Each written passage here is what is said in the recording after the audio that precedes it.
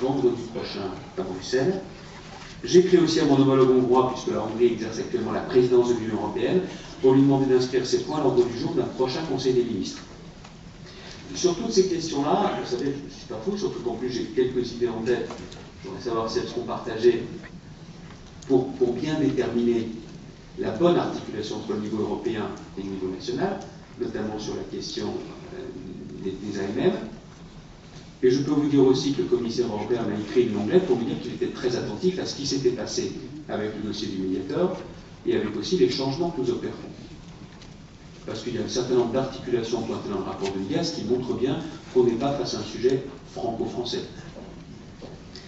Comme vous le savez, nous avons déjà pris des mesures immédiates concernant les médicaments qui sont aujourd'hui commercialisés sur le marché français. Nous avons demandé avec Nora Berra à l'AFSAPS de dresser un bilan des médicaments qui font actuellement l'objet d'un suivi national de pharmacovigilance, en déclenchant immédiatement, à chaque fois que c'est nécessaire, des processus de réévaluation bénéfices-risques.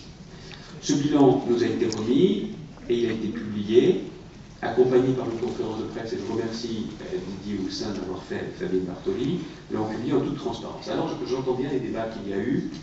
Certains nous ont dit que cette liste avait provoqué beaucoup d'émotions. Je pense que l'émotion date de la révélation du nombre de victimes du médiateur avant tout.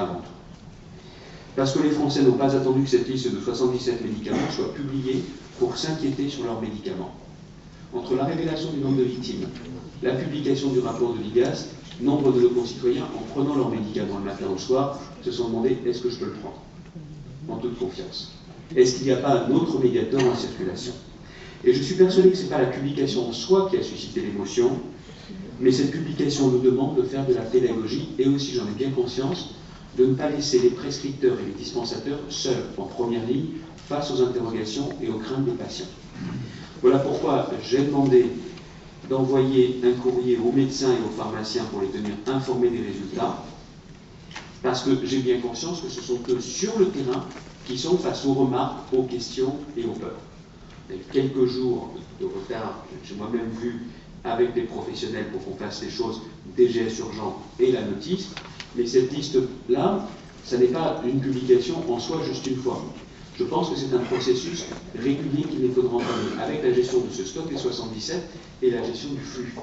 La première fois a été difficile, je l'entends bien, mais je pense que c'est à nous de le faire, et ça n'est pas un journal, un hebdomadaire ou autre, de publier les choses. Et c'est vrai que comme c'est une première, on a besoin de penser pédagogie de A jusqu'à Z.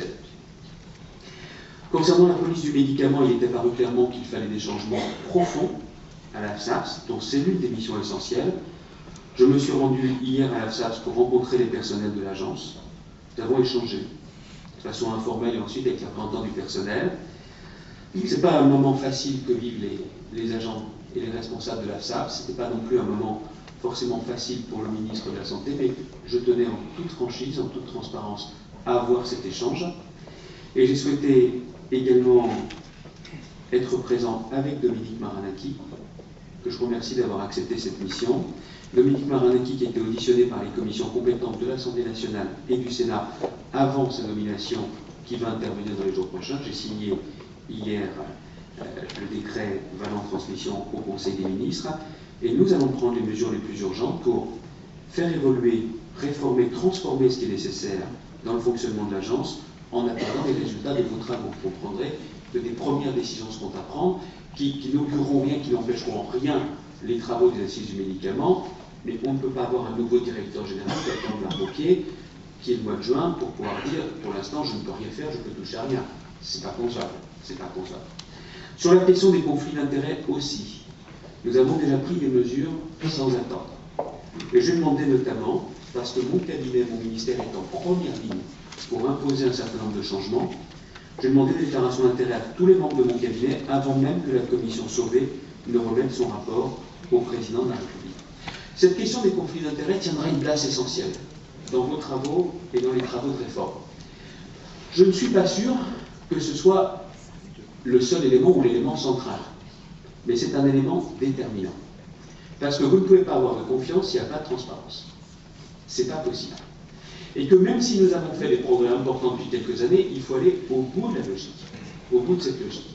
Alors, je ne participerai pas à proprement parler aux travaux des assises du médicament, je ne peux pas influencer, je ne peux pas influer, mais sur cette question, je ne suis pas intarissable et j'ai beaucoup de choses à dire. Parce que je pense que c'est l'un des éléments de la conférence. Ce n'est pas le seul. Il ne faut pas se focaliser outrageusement sur cette seule question. Mais on voit bien la confusion qui peut être faite, et on voit bien justement la façon dont les choses ne sont pas suffisamment claires pour nos concitoyens, parce qu'il y a toujours ce doute qui est parfois entretenu, mais en tout état de cause, il fallait prendre des mesures. Moi, j'ai demandé aux membres de mon cabinet, en demandant même, et je l'assume, des décisions injustes à l'un des membres de mon cabinet qui travaille sur le dossier des recherches, et comme d'ailleurs dans l'ensemble des cabinets ministériels de la santé, c'est un PUPH. Je lui ai demandé de choisir entre ses fonctions, il a démissionné de ses fonctions. J'ai déjà eu à prendre des décisions plus intelligentes que d'exiger cela. Mais c'est la seule façon pour ne pas se repayer un jour un article dans un hebdomadaire où on laisse croire que vos collaborateurs de cabinet ont en même temps une fiche de paye d'un laboratoire et que le soir, ils sont en train de réécrire les notes qui sont faites au ministre sur la politique du médicament, même s'ils sont dans des domaines très éloignés. Si vous voulez éviter la confusion, il faut prendre des mesures qui sont des mesures claires. J'ai d'ailleurs moi-même rempli, au-delà des déclarations de patrimoine qui sont obligatoires pour les ministres et les parlementaires, une déclaration d'intérêt pour moi-même et mon épouse, c'est ce que j'avais dit. D'ailleurs, lors de la commission Sauvé, comme j'ai été auditionné dans les fonctions précédentes, je mets juste en pratique ce que j'avais dit. Nous devrons donc poursuivre la réflexion avec, encore une fois, transparence totale et étanchéité totale. Mesdames et messieurs, vous en avez conscience comme moi, je pense, parce que vous êtes présents ce matin. Ce qui est en train de se modifier à la suite du drame du Mediator, ce n'est pas seulement une réflexion sur l'évolution nécessaire de la police du médicament. Je pense que c'est plus largement les rapports qu'ont les Français, qu'entretiennent nos concitoyens avec le médicament. C'est ça la vraie question. Ce n'est pas seulement la question de notre police sanitaire. Je pense que c'est vraiment le rapport fondamental que les Français entretiennent avec le médicament. Un rapport particulièrement complexe. Je n'ai pas besoin de revenir sur les chiffres. Deuxième consommateur au monde de médicaments derrière les États-Unis, rapporté au nombre d'habitants, je n'ai pas besoin de continuer la démonstration. Mais je pense qu'aujourd'hui, les esprits sont mûrs, parce que c'est ce qui se passe aussi quand il y a un drame, on doit en tirer toutes les conclusions, pour qu'on puisse rebâtir ce rapport. Depuis 2 mois, j'ai interrogé de nombreuses personnes, aux avis parfois très différents les uns des autres. J'ai eu à cœur, certains me l'ont reproché, d'écouter des avis divergents, des avis très différents. Je pense que c'est indispensable. Parce que si on n'écoute pas tout le monde, on n'est pas en mesure d'avoir la réforme la plus aboutie. Alors je sais qu'il y a certaines personnes qui s'aimeront peut-être moins les uns les autres, je m'en moque, c'est pas le sujet. C'est vraiment pas le sujet.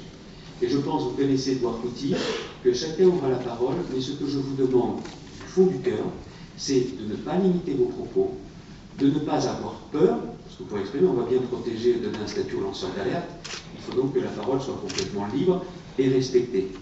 Mais ce que je crois, c'est que vous ne devez pas être dans des généralités, vous devez apporter des réponses dans le détail.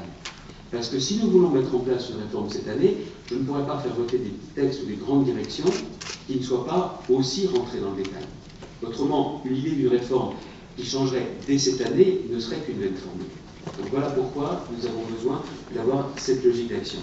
J'aurais juste vous dire une chose, c'est que j'ai interrogé beaucoup de personnes et j'ai un certain nombre de convictions, mais je n'ai aucune idée arrêtée de réforme. Je n'ai pas d'idée préconçue. Je n'ai pas d'idée préconçue. Mais ce que je sais, c'est que comme j'ai interrogé nombre d'experts, nombre d'acteurs de ce domaine, j'aurais dit, dites-moi quel est le pays dont on doit s'inspirer. Dites-moi quel est le pays qui apporte le plus de garanties aujourd'hui en matière de police du médicament, de sécurité sanitaire. Et la réponse a été invariable. Ils m'ont dit, c'est la France, à condition que vous fassiez les réformes nécessaires. Je trouve que c'est plutôt encourageant, excusez-moi d'être optimiste, et je pense que c'est notre responsabilité d'apporter ces réponses. Vous avez certainement pour vous-même des idées depuis longtemps sur cette question. Vous avez aussi des éléments de réponse. Alors je compte sur votre travail, sur vos idées et sur vos propositions pour que l'on puisse redonner de la confiance. Je vous remercie de votre écoute, je vous remercie de votre participation et je vous remercie maintenant du travail à venir. Et je donne tout de suite la parole à Edouard Couty avant qu'on ait un échange. Et pas seulement dans le propos du ministre et puis du président rapporteur général, mais je veux ensuite qu'on ait un échange. Edouard, vous avez la parole. Merci beaucoup, Monsieur le Ministre.